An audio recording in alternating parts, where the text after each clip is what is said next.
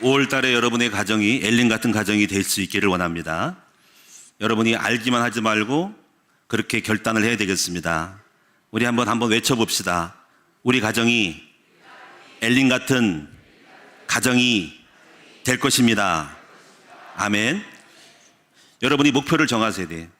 우리가요, 신앙생활의 목표는 창세기 2장의 축복을 회복하는 겁니다. 네 가지를 말씀했죠. 첫째가 에덴 동산. 에덴에서 물이 흘려서 내강물 됐다, 물질. 그리고 가정을 이뤘다, 배필. 그 다음에 지혜가 있다 하는 거죠. 나무를 보면은 가지 하나가 있는데 가지에 3가지가 나온 거지. 합해 4가지라는 거지. 나무를 키워보신 분들은 그거잖아요. 한 기둥이 있고 기둥에 가지가 있잖아. 그러니까 에덴이 가장 중요한 원천인 거죠. 근데 그 에덴에서 강물이 흘렀다는 거는 물은 물질입니다. 여러분, 이건 뭐 설명할 것도 없이 모든 문화와 문명은 물에서 나왔어요. 그렇죠? 물은 물은 플랭크톤이 살고 물고기가 자라고 물고기 먹으려고 사람이 몰려들고 동물이 오게 되고 동물, 물고기, 사람 잡아먹으려고 사람이 모여들고 살다 보니까는 거기 집을 짓고 도시가 이루어지는 거예요. 그래서 모든 문명은 물에서 시작됩니다. 그래서 물질이죠, 물질. 오늘 여러분의 가정이 에덴의 축복 속에 물질의 축복을, 경제의 복을 반드시 받으시기를 축원합니다. 그 다음에 가정, 하나님 주신 선물이 가정입니다. 아담과 하와의 배필, 갈배를 지어서 가정을 만들었어요. 생육 번성 정복해서 가정에서 행복을 누리시기를 바랍니다. 네 번째 축복은 지혜의 축복, 다스림의 축복. 여러분이 다스려서 많은 사람들을 이롭게 할 수 있는 여러분이 됩시다. 그래서 그 에덴이 중요한 거죠. 그래서 가장 중요한 것은 에덴을 회복해야 된다. 근데 에덴이 물이 나오는 에덴 동산인데 창세기 3장 이후로 타락해가지고 에덴이 뺏겼어요. 에덴이 추방당한 거예요. 에덴의 추방. 그래서 추방한 순간 경제가 어려움이고 가정이 혼란해지고 그리고 지혜가 사라져서 우상을 섬기고 인간이 밀어내가지고 하나님 대신 동식물을 갖다가 신이라고 하는 어리석음을 범하는 거죠. 그래서 이렇게 인간이 망하는데요, 하나님이 에덴을 만들기 위해서 아예 에덴이 오셨죠. 그 에덴이 바로 예수님이 물로 오신 거예요. 예수님을 생명수, 나는 생명수라는 거죠. 생명수. 나를 마시는 자마다 산다는 거죠. 나를 믿는 자는 요한복음 7장이니까 그 배에서 생수의 강이 흘러나오리라고 했어요. 요한복음은 전부 물입니다. 요한복음 5장에 보니까는 사마리아 여자가 남편이 5인가 6이었는데 바로 우물물가로 왔는데 예수님이 물 달라고 하는데 예수님 말씀하기를 물 달라는 사람이 누군지 알았으면 네가 나한테 물 달라고 했을 거다. 그러니까는 그 물을 마시면 영생하는 물을 된다라고 하니까 그 물 있다면 나를 달라고 했더니 그래서 예수님이 중단하고 자기를 설명해요. 바로 이제 전부 성경의 얘기는 물입니다. 물. 그 여러분, 예수님이 이 땅에 영적인 에덴의 생수로 오신 거예요. 그래서 이 생수가 교회를 통해서 흘러나오는 거죠. 그게 바로 에스겔 47장에 보면은 하나님 강단에 성에서 제단 밑에서 물이 나온다. 그 물은 바로 설교를 통해서 예수의 생명이 나간다. 생명이, 물이 자꾸 나가서 물이 꽉꽉 차가지고 어떤 사람에게는 물을 받는 사람마다, 물을 닿는 사람마다 발목에 오르고 무릎에 오르고 허리에 오른다. 그래서 우리를 키를 넘어서서 물이 찬다는 거예요. 그러니까 이게 뭐냐면 여러분이 앞으로 일어날 하나님 나라의 전망, 비전을 말하는 거예요. 그래서 그 물이 흘러가는 것보다 생명수 나무가 살고 생명수 나무로 사는데 양모마다 어부가 쓴다. 일꾼이 쓰고 지역마다 수원도 생명수가 있고 화성도 있고 군포도 있고 금정도 있고 인천도 있고 다 여러분 외국도 있고 중국도 있고 생명수가 거기까지 흘러가가지고 거기 어부가 쓰고 거기서 나오는 나무는 약재로 된다는 거죠.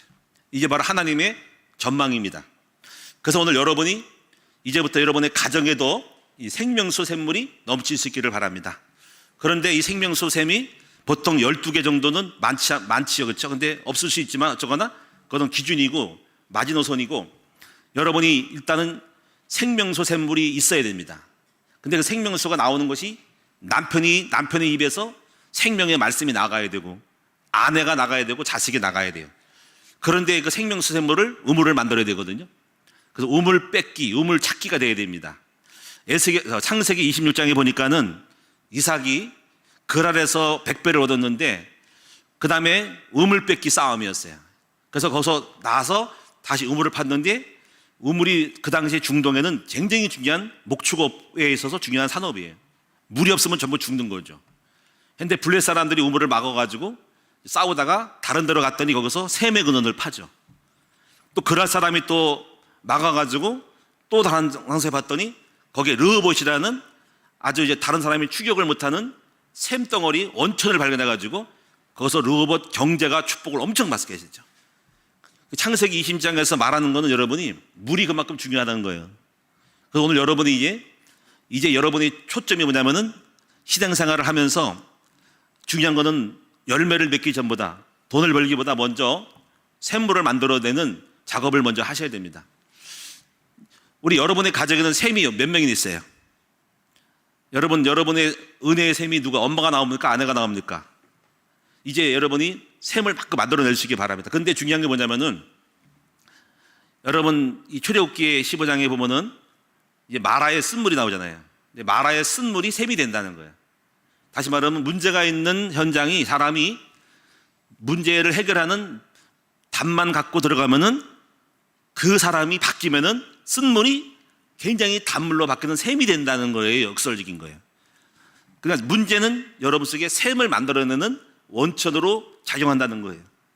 여러분의 자식이 속을 썩이는 자식이 복음이 들어가면은 그 자식이 나중에 여러분 가정을 먹여 살릴 만큼 샘이 되는 걸로 믿으시길 바랍니다. 이게 원리예요. 그래서 남편이 속을 썩이잖아요. 남편이 남편을 보지 말고 남편에게 답을 묻고 남편이 세상을 나갔다가 문제가 많았는데 복음을 깨달으면 그 남편이 누구보다도 가정에 도움을 주는 영적인 아비로서 샘의 원천이 될 수 있다는 거예요. 할렐루야. 저는 그거를 많이 체험을 했어요. 여러분 보세요. 저 같은 경우도 우리 아내가 사실 쓴물이었죠. 저한테는 쓴물이에요. 다른 사람 몰라가도 쓴물이었어요. 저는 정말 이혼할 뻔했고 엄청나게 썼어요. 가지고 너무 그 물을 마시지 못하겠더라고. 써서 죽을 것 같아가지고 이혼 직전까지 갔어요. 그런데 우리 아내에게 이 복음이라는 나무를 딱 던졌더니 쓴물이 단물 돼가지고 우리 사모가 변화돼가지고 저를 엄청 돕는 영적인 이 메시지를 하는 사람으로 바뀐 거예요. 할렐루야. 그러니까 문제가 많은 사람일수록 복음만 들어가면 대단히 굉장히 좋은 우물이 되는 거죠. 그래서 우리 사모를 통해 가지고 우리 집안에 영적으로 다 살리고 교회를 살립니다. 우리 아들들도 보세요. 큰 아들, 둘째 아들 다 만만하지 않아요. 다 쓴물이에요. 우리 둘째 아들은 뭐 중국에서 쓴물 내가지고 하는데 그 아들이 바뀌니까 그걸 통해 가지고 단물 내는 거 보세요. 그렇죠? 예? 그러니까 성경에는 신앙생활에 문제가 많은 곳, 죄가 많은 곳에 은혜가 더하는 거예요. 그러니까 여러분 낙심하지 마시고 자식이 속을 썩고 낙심하지 말고 앞으로 그 자식은 앞으로 우리 아들, 딸은 굉장히 복음만 제대로 들어가고 만들어지면은 단물로 바뀌어가지고 엄청난 생명의 샘물을 만들어낼 수 있는 굉장한 생명수 샘물이 될 것이다 라고 믿으시기를 바랍니다. 우리 그런 소망을 가지고 나가셔야 된다는 거예요. 그래서 오늘 제가 여러분에게 이제 엘림이라는 나무 엘림의 물샘을 만들어내는 거를 자꾸 만들어주시고요. 교회도 마찬가지. 교회도 처음에는 샘이 저밖에 없었잖아. 샘이 저 하나 샘 가지고 먹여 살렸는데 샘이 딸려가지고 다 못 먹었는데 이렇게 샘을 만들었더니 우리 사모님 사역자가 다 샘이 돼가지고 그 샘으로 또 살아. 또 샘이 자꾸 만들어가지고 뭐 남자 샘, 여자 샘 다 만들어가지고 샘 고치고 샘 땜빵하고 해가지고 샘이 막 나와가지고 우리 큰나무 교회가 오는 사람마다 다 물을 마시고 사는 아름다운 공동체가 된 줄로 믿습니다. 그래서 우리의 전략은 뭐냐면 샘 만들기야. 여러분의 가정이 엘림샘 만들기 작전에 돌입해서 여러분이 당장 여러분이 조급해하지 말고 복음을 깨닫고 생명수 샘이 되게 만들 수 있는 여러분 될 수 있기를 바랍니다. 그래서 문제를 만날 때마다 기도하셔서 나무가 뭔지 우리 하나님이 정하신 나무를 찾아야 돼요.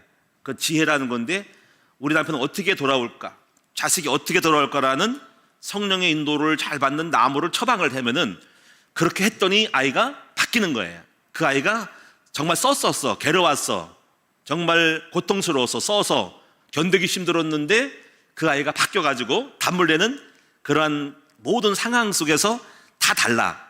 개인마다, 어른마다, 남자가 여자마다 다 다르기 때문에 그 나무를 찾아내는 하나님 앞에 기도해서 성령 인도를 받는 답을 얻으시기를 바랍니다. 그럼 단물된다니까. 그게 우리에게 주신 축복이에요.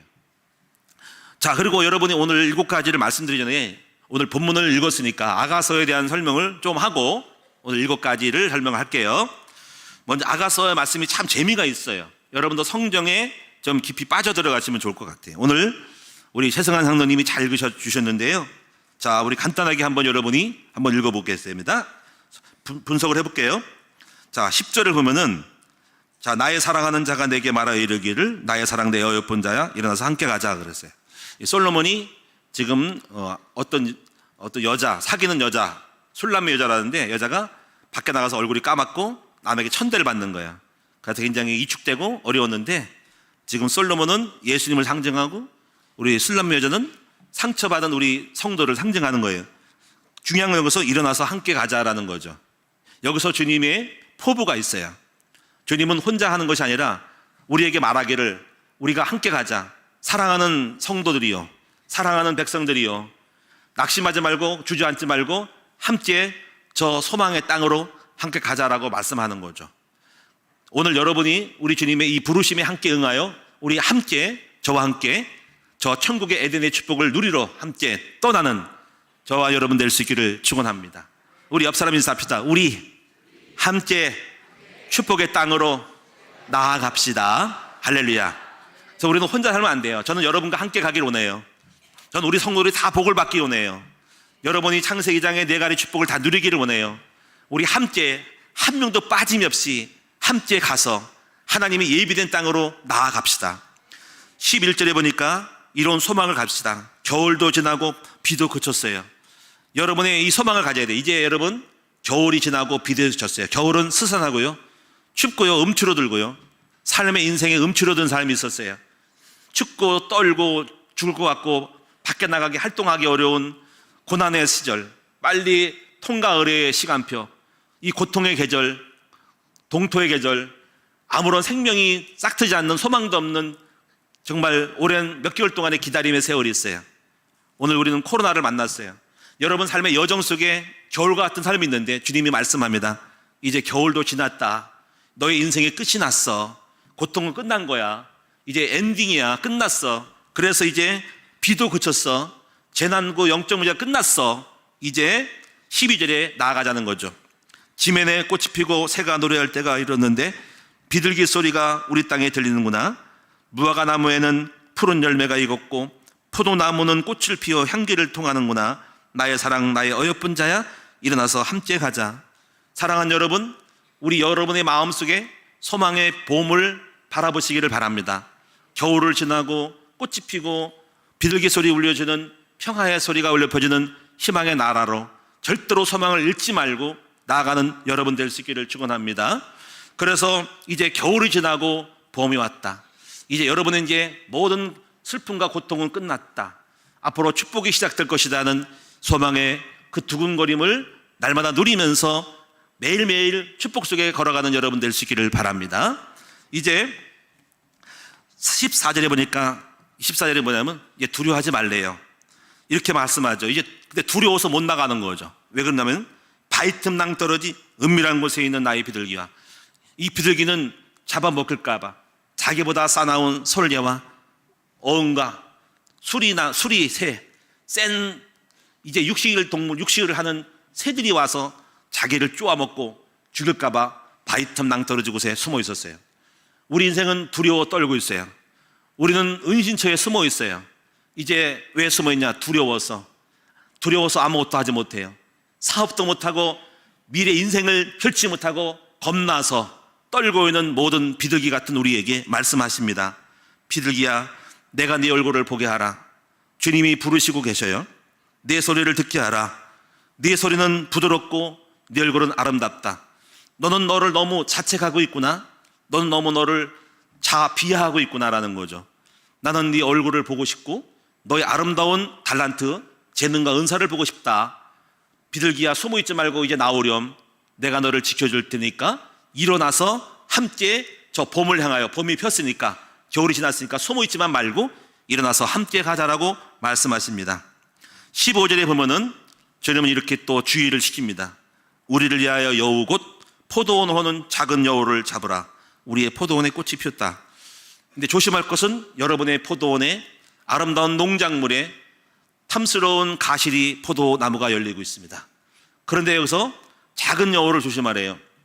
대충 사람들은 볼 때 큰 문제만 바라보고 주의하지만은 작은 것에 대하여 주의하지 못하고 있어요.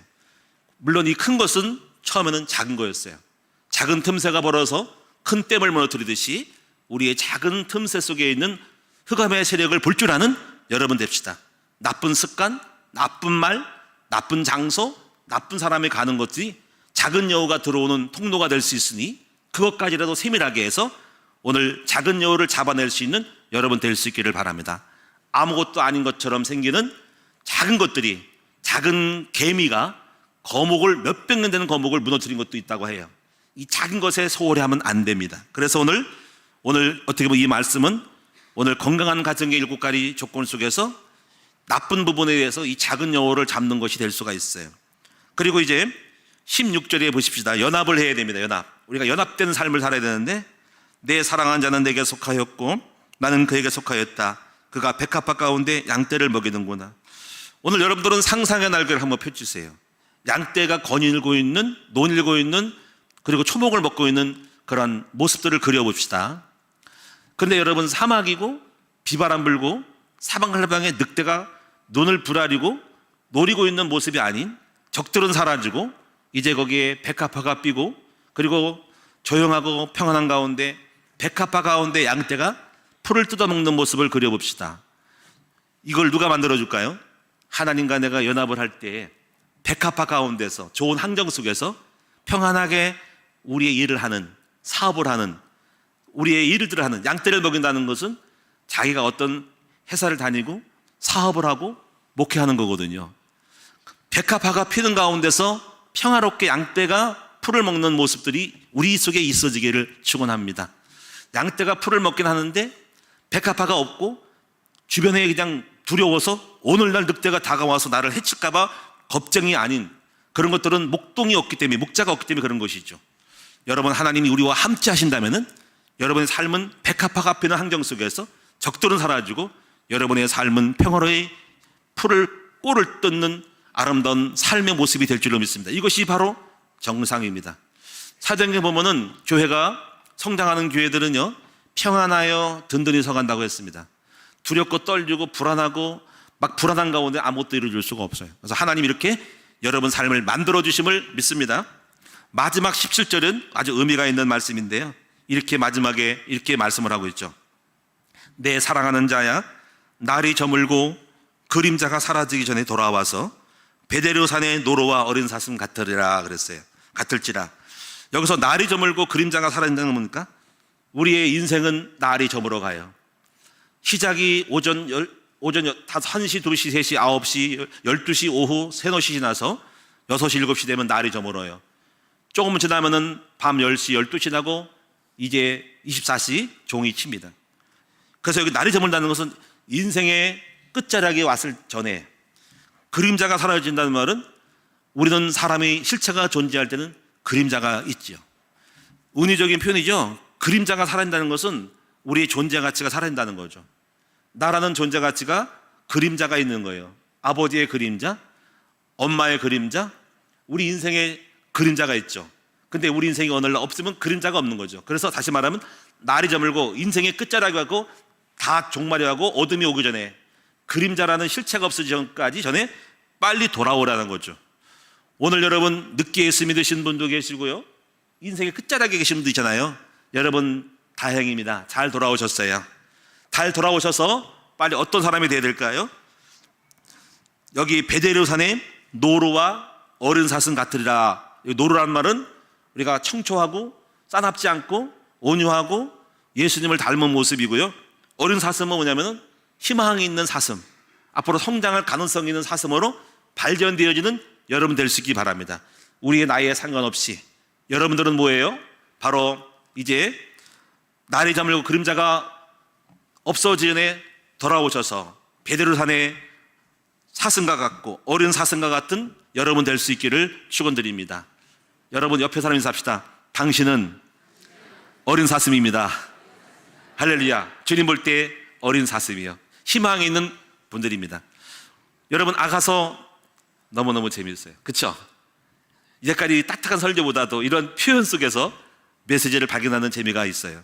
오늘 여러분, 이 말씀이, 아가서의 말씀이 여러분에게 성취되기를 축원합니다. 많이 읊었던 내용이요. 제가 힘들 때마다 그래, 나의 겨울은 지나고 봄이 왔어. 이제 저 골짜기는 비둘기 소리가 들리는구나 하는 거죠. 할렐루야. 바위 틈 은밀한 곳에 숨어있는 이정호나 너는 나오라. 주님이 나의 얼굴을 보기 원하고 나의 소리를 듣기 원하고 하나님이 나를 지켜주니까 담대히 나오라. 그래서 이런 말씀을 읽고 담대한 마음을 갖기를 또 원했고, 오늘 여러분 속에서 이런 축복이, 이 말씀의 메시지가 여러분에게 성취될 수 있기를 주의 이름으로 축원드립니다. 자, 이제 여러분 7가지 조건을 말씀드리는데 여러분 우리 다 읽고 시작을 해볼까요? 저는 외워버렸는데요. 첫째, 7가지는 여러분도 오늘 말씀을 다 흡수를 해야 됩니다. 7가지는 주제가 있어요. 첫째는 합시다. 교회, 제사장, 규율, 은혜, 신뢰, 화목, 전도자. 자, 7가지가 여러분에게 성취되는 것은 건강한 가정의 조건이라고 생각을 해요. 오늘 여러분의 이 축복이 여러분 성취됐으면 좋겠습니다. 교회라는 의미는 어떤 의미일까요? 하나님이 함께하는 가정이 되어야 된다는 것이. 우리는 이렇게 알게 돼요. 교회도요, 하나님이 함께 하지 않으면 목회자가 아무리 열심히 해도 안 됩니다. 주님이 도와주셔야 됩니다. 그렇게 여러분 인정하시죠? 여러분 개인도 말씀드리죠. 열심히 인생을 살아봤대 한계가 있잖아요. 그렇죠? 우리 한계가 너무 많아요. 내 남편 아내도 내 마음대로 못해요. 내 몸도요, 건강하지 아무리 잘해도 오늘날 호련히 이게 뭐야? 갑자기 이상한 병이 딱 생겨왔어요. 내가 열심히 식단 관리 잘했고 건강 운동 잘했는데 갑자기 암이 뭐야? 그렇습니다. 인간은요, 노력을 해도 좋지만은 노력해도 안 되는 부분이 있다는 것을 인정하셔야 됩니다. 제가 목회요, 열심히 했습니다. 제가 원래는 열심히 내는 사람, 열심히 할 수밖에 없는 사람이에요. 그렇게 체질이 됐어요. 그런데 X 안 됐어요. 인간의 한계를 느꼈어요. 이때 깨달았어요. 하나님이 함께하지 않으면 안 된다는 걸 깨달았어요. 그래서 겸손해졌어요. 그래서 하나님이 함께하는 방법이 뭘까를 생각을 했는데요, 하나님을 경외하고 주님을 높였더니 함께하더라고요. 중요한 건 여러분이 여러분의 가정에 하나님이 함께하셔야 여러분 가정을 지켜주십니다.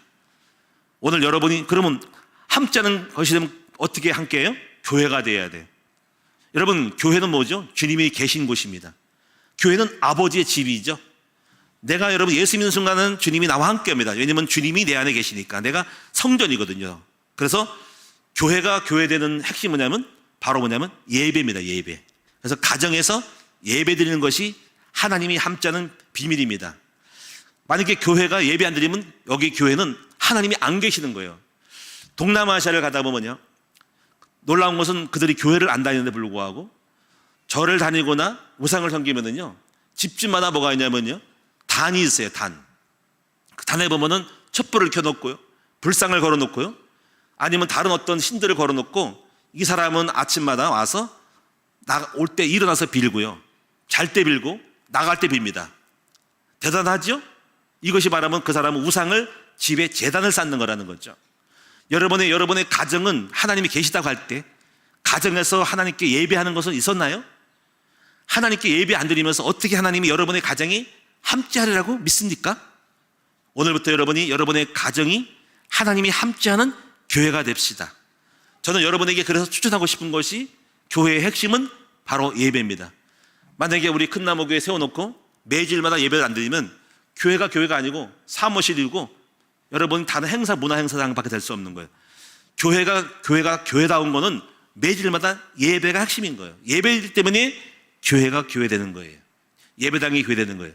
오늘부터 여러분의 가정이 교회되기 위하여 하나님 함께하여 바로 교회가 되어야 되는데 바로 예배가 회복되기를 축원드립니다. 여러분들은 제 말을 그냥 무심히 들으시는데요, 그렇게 말씀을 해도 안 하시는 분이 많더라고요. 가정 예배 꼭 들으셔야 돼요. 가정이 교회예요. 여러분, 그래야 하나님이 지켜주신다니까요. 두 번째 부분은요, 가정에 여러분이 그 제사장이 있어야 돼요. 제사장. 다시 말하면요, 나라에는 임금님이 계시고요, 여러분 교회에는 목사님이 계시고요, 회사에는 회장님이나 사장님이 계시고요, 가게에는 가게 주인이 있어서 모든 것을 총찰하는 거예요. 저는 노회에도요, 노회장에 있어서 노회장의 직무를 제가 살펴봤더니 노회장은 모든 교회를 총찰하고 교회 안에 일어날 수 있는 임직과 사건과 재판과 분쟁과 모든 것들에 대하여 관리하고 감독하고 지도하고 전도도 하고 선교도 하면서 바로 교회의 산하의 교회를 다스리는 사람이 노회장이라는 거예요. 그럼 뭡니까? 그 노회장이 없으면 무주공산인 거지. 주인 없는 빈산이라는 거지. 주인이 없으면요, 날뛰죠. 옛날 삼국시대에도 대장님이 없으니까는 군웅들이 막 일어나가지고 내가 나를 찾아야겠다고 전쟁이 일어났잖아요. 지도자가 딱 서버리면요, 영토가 잠잠해지는 거예요. 여러분의 가정이 다스리기 위해서는 뭐가 되냐면요, 가정에 대장님이 한 분 딱 나타나야 됩니다. 그 대장이 누굽니까? 바로 제사장이라는 거예요.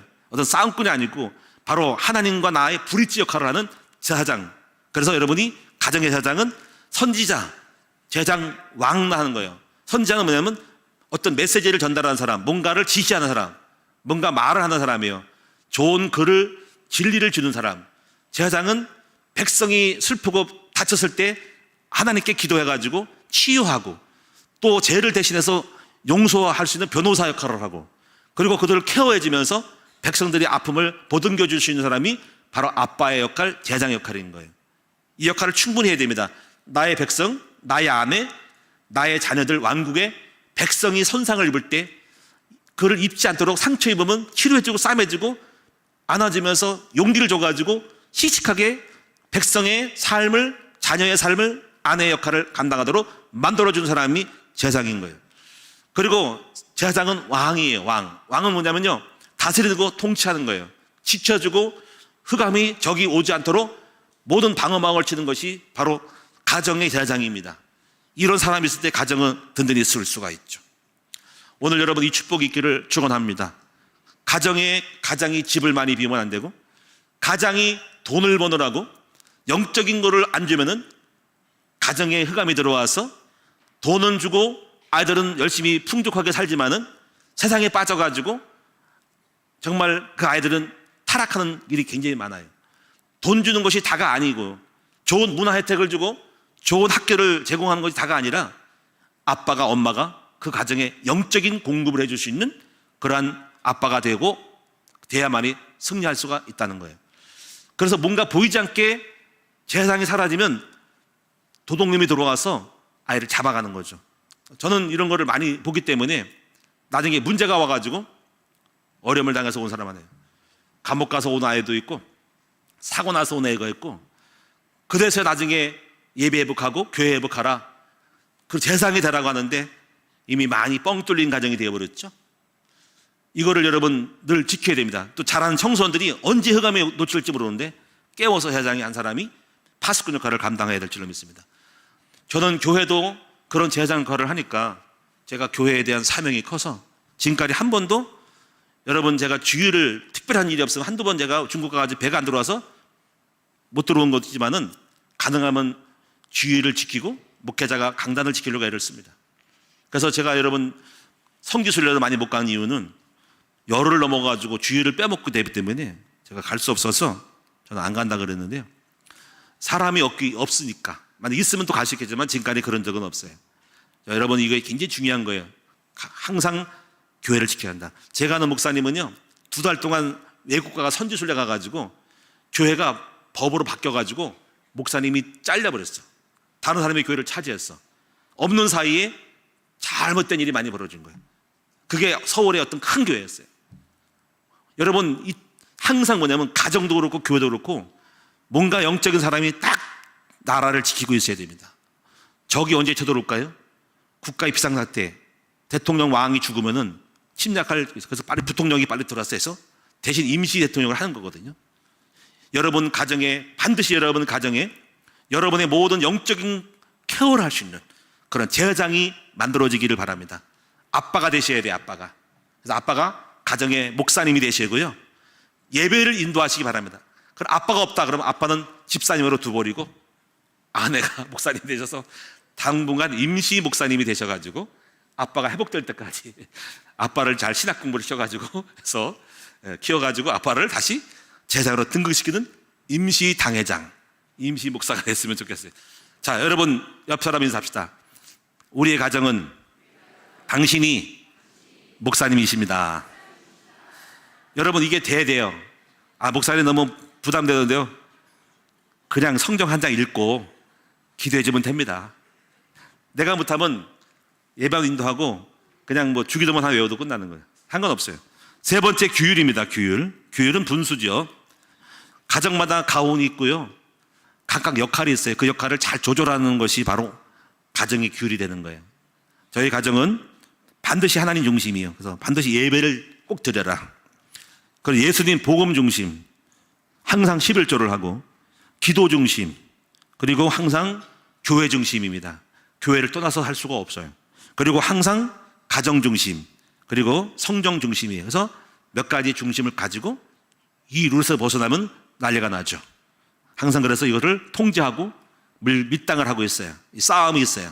그래서 항상 우리 가정만의 룰이 있어요. 저희 가정은 반드시 제가 있는 동안은 가정 예배를 꼭 드리고 가문 예배까지 꼭 드려요.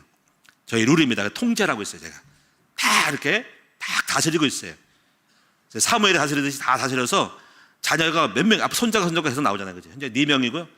또 5명인가? 5명이구나. 숫자가 너무 많아서 모르겠는데 1명 또 나오잖아. 앞으로 수십 명이 나와도 다 다스릴 거예요. 한 명 놓칠 수가 없어. 잡아가지고 다 이렇게 그물에 엮어가지고 다 함께 갈 거예요. 하여튼 제가 있는 이상에는 다스립니다. 자, 여러분 네 번째로 건강한 가정은 은혜로운 가정이다. 자, 은혜의 반대는 율법이다. 자, 여러분 가족에는 실수도 있고 부족한 사람도 있어요.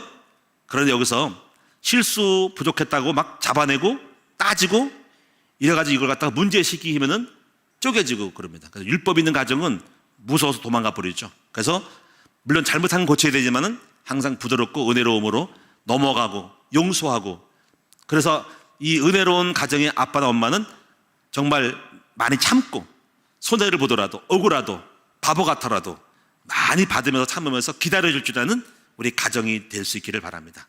그래서 불완전한 가정을, 상처 입은 가정을 다 품고 안고 치유하는 가정으로 만들어가는 그런 은혜로운 가정이 되기를 바랍니다. 그래서 웬만한 건 넘어가야지 따지고 막 싸우고 뭐 왜 그랬어 그런 말 했어 넌 이렇게 해서 하면 안 돼요. 항상 은혜로운 가정이 되도록 만들어가야 됩니다. 5번째는 신뢰하는 가정이에요. 신뢰. 가정의 가장 근간은 뭐냐면 서로 믿어주는 거죠. 신뢰하지 않으면 어떻게 살 수가 있겠어요. 교회도 신뢰가 있는 거예요. 목사의 신뢰가 있고 장로님에 대한 신뢰가 있고 성도는 목사를 믿어주고 목사는 여러분을 믿어주면서 함께 가는 거거든요. 그 신뢰가 있어야 돼요. 가정에도 신뢰 있는데 신뢰의 바탕은 두 가지인데 첫째는 정직이에요. 항상 솔직해야 돼요. 솔직하고 그다음에 솔직한 대화가 필요해요. 그래서 대화를 자주 하고 많이 해서 소통을 잘해야 된다는 거지. 저희 가정은 대화를 많이 해요. 근데 주로 대화를 어디서 하면 가정 예배 때 많이 해요. 일반적인 대화는 싸움이 날 수 있는 확률이 많아요. 왜냐면 거룩함이 사라지고 하나님의 임재의식이 사라진 가운데서 자기 감정을 앞세워서 말하다 보면 자기 의견이 나올 수 있는데, 그럴 때는 가능하면 말하지 말고 가정 예배 드릴 때 1부 예배 드리고 2부 때 이렇게 기도 제목을 내놓고 각자의 삶을 한 주간 살았던 것들을 얘기해보라고 떠내요. 근데 자녀들 말하는 경우도 있지만 자꾸 끄집어내서 질문에 끄집어내가지고 그때 여러 가지 자기의 마음속에 있었던 거를 다 얘기를 해요. 그 기도 제목 속에서 아빠의 의견을 말하는 거죠. 그 의견 속에서 유 메시지가 아니라 아이 메시지를 해줘. 유 메시지가 뭐죠? 넌 왜 이러지 말면 안 되고, 아빠의 생각에는, 엄마의 생각에는, 내 느낌에는, 내 마음에 느낄 때는 이렇다고라고 할 때 겸손히 받을 수 있도록 돼야 되는데 공격적이 되면 안 되거든요. 그런 대화의 교실이 필요해서 바로 그것이 바로 대화의 장이 돼요. 그리고 치유해요. 함께 기도하자. 그래서 같이 모여 기도하고 손잡고 기도하고 같이 모여서 주여하고 통성으로 기도하기도 하고 계속 중보 기도를 합니다. 그래서 그 가정 예배에서 치유, 대화, 소통 다 이루어집니다. 그리고 나중에 음식을 나누면서 만찬을 나누면서 맛있는 거를 해가면서 또 집에서 하든지 밖에서 사오든지 해가지고 먹고 마시면서 충분히 대화를 합니다. 그런 시간 속에서 다 소통이 되고 웃음이 넘치고 화목이 넘칠 수 있도록, 그래서 이렇게 신뢰가 있는 가정으로 견고한 끈이 있고 그리고 헤어지고 다시 만나는 거예요. 그 다음에 여러분이 화목된 가정으로 만들기를 힘써야 됩니다. 여기서 화목에서 제가 가정을 보면은 세 종류의 가정이 있어요. 첫째, 싸우는 가정. 자, 맨날 치고받고 싸워. 엄마 아빠가 맨날 치고받고 싸워. 맨날 말다툼을 해. 정말 저희 집도 싸움이 치열했죠. 싸워가지고 막 문짝이 날아가고, 뭐 저도 막 밥상에 날아가고 그런 때가 있었어요. 부끄러울 때 있죠. 제가 막 화가 나가지고 막 밥상을 엎을 때도 있었어요. 엄청난 싸움이 전쟁인데, 자, 그 싸움이 이제 끝났죠. 근데 그 다음에 두 번째 가정은 싸우지는 않지만 그냥 그렇게 적당히 타협을 하고 화평하게 현상 유지하고 살아가는 가정이 다수일 거예요. 현상 유지, 현상 유지입니다. 그냥 그래, 만나면 인사하고 안녕하세요, 밥 한 개 먹읍시다, 그런 거지. 안녕, 여보 안녕. 근데 여기서 우리는 느끼잖아요, 그렇죠? 이 화평을 넘어서야 돼. 화평을 넘어서 어떤 가정이 되면 화목된 가정이 돼야 돼. 화목은 달라요, 화평하고. 화목은 좀 친절하고 자상하고 애착이, 애틋함이 가는 사람이 돼야 되는 거야. 여러분 마음속에 여러분 내 남편이 애틋합니까? 아내가 애틋합니까? 아니면 그냥 그런 너와 나와의 병립된 현상? 두 존재가 같이 밥 먹고 하는 존재? 아니고 서로 애틋한 마음이 들도록, 이걸 첫사랑이라고 그러잖아요. 이걸 회복하는 여러분 됩시다. 그래서 화목된 가정이 되려면 어떻게 될까요? 화목하려면 누가 화목 제물이 있어야 돼요. 여러분, 우리가 반찬을 하면은, 음식을 할 때 거기다가 깨복숭이를 좀 넣어서 넣으면은 맛이 좀 달라지죠, 그렇죠? 뭔가 여러분 참기름을 좀 넣으면은 구수한 맛이 나서 음식이 확 바뀌듯이, 여러분 거기다가 이렇게 뭔가, 라면도 그래요. 라면도 그냥 끓이는 것보다 저는 계란 한 자를 딱 해서 딱 깨가지고 약간 노란 자, 바로 많이 익히지 말고 적게 익혀가지고 딱 넣으면은 더 맛있어요, 그렇죠? 거기다 다른 여러 가지 파도 좀 넣고 그러면 맛있잖아요, 그렇죠? 그처럼 뭔가 삶의 현장에 그냥 현상으로 주어지는 곳에 조금 뭔가 가미된 맛, 깨나 참기름을 넣든지 뭔가 깨복숭이를 넣든지 뭔가 가미됐을 때 그 맛이 나는 것처럼, 오늘 여러분이 그러한 약간의 수고와 헌신이 필요하다는 거죠. 이번에 우리가 아주 화목된 우리 실버 선교회 야유했어요.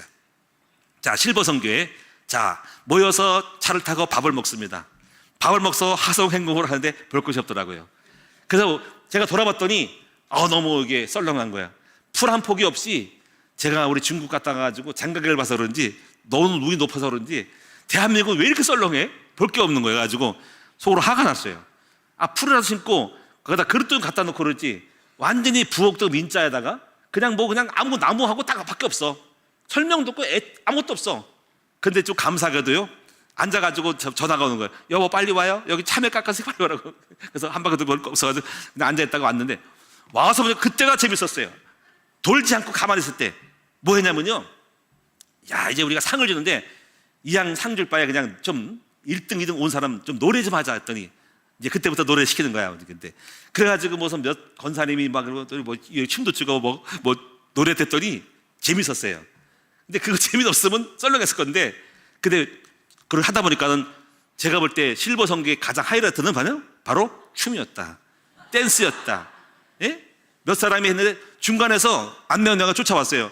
여기는 공원이고 보니까는 노래하면 안 됩니다 그런 거예요. 그래서 알았어요. 이미 다 끝났어, 게임 끝났어. 더 할 것도 없어.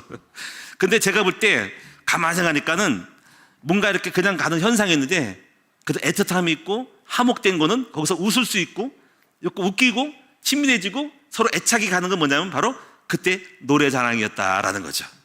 이와 같이 여러분의 항상 여러분 어느 곳에 가더라도 약간 화목된 그런 분위기를 연출해 나갈 수 있는 그런 액션과 선과 헌신의 약간 멘트가 있으면 좋겠다라는 거죠.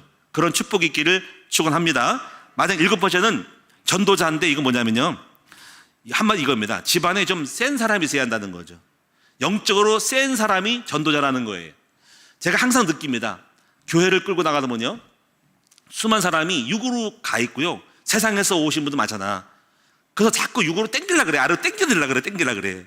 그러면 육으로 돌아가는 거야. 그 영적으로 약한 교회는 이런 거예요. 어떤 교회는 이런 거예요. 영적으로 약해가지고 집사님들이요, 야, 목장 예배 드리고 술을 먹는데요. 그러면요, 그 교회는 개판 5분 전인 거야, 한마디로 말하면요. 근데 거기다가 목사님이 술을 먹도록 허락했대요. 수준이 되게 낮은 거예요. 그렇죠? 세상에 오죽하면은 성도들을 달래주려고, 응? 성도들이 술 먹는다는 거를 허용하고, 거기다 목사님이 거기에다가 맞춰준다고 술을 먹으라고 장려하냐고. 그게 하목이 아닌 거야. 그거는 개판 5분 전인 거야. 교회가 교회다워죠. 저게 무슨 얘기냐면요, 영적으로 센 교회는 그런 거 안 합니다. 그런 것들은요, 눈을 부라리고요, 영적으로 꺾어 나가야지. 어떻게 세상에 그런 게 있습니까? 그렇죠? 다시 말하면 집안에 영이 센 집안, 영적인 집안 센 사람은요, 흑암이 안 들어옵니다.